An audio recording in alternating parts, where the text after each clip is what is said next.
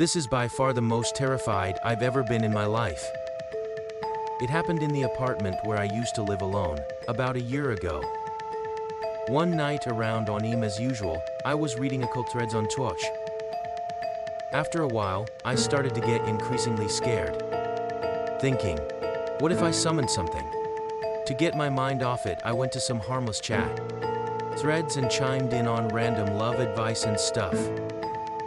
But I couldn't shake the creeping fear, and when I reached to turn on it, my knee was suddenly gripped tight.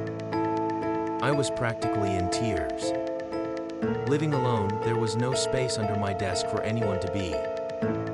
For about a minute, the hand slowly loosened its grasp and disappeared. I cautiously looked afterwards, but of course nothing was there. What followed were days of sheer hell. Reaching to close the bathroom door, arms would grab me from the other side.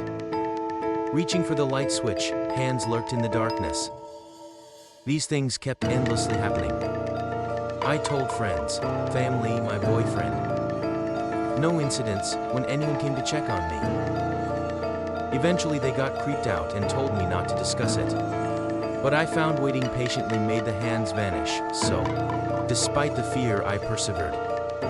I couldn't afford to move out. But things took a turn one day when I got home and found the chain latched. No way I could have done that leaving earlier.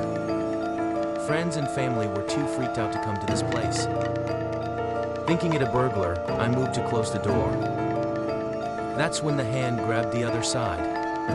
Usually waiting made it fade away, but this time the grip tightened. Scared and in pain, I desperately tried prying it off to no avail. Next, I rapidly yanked my arm back, but still couldn't free myself. 5 minutes had passed with neighbors possibly seeing. Frustrated, I shouted internally, "Stop it, go away!" That's when, despite nothing visible, through the door, the angry face of a man appeared growling, "You're the one who called me?" Of course, I screamed, "I didn't call you." Then impossibly, he came bursting out through the less than 10 gap and vanished. Aftermath, I stayed at my boyfriend's that night and returned the next day with him. The chain wasn't latched. I moved out soon after, just taking my belongings and leaving the rest to the agency. I'll never forget that enraged expression and the sad face as he emerged and disappeared. My arm still bears faint scars from that day.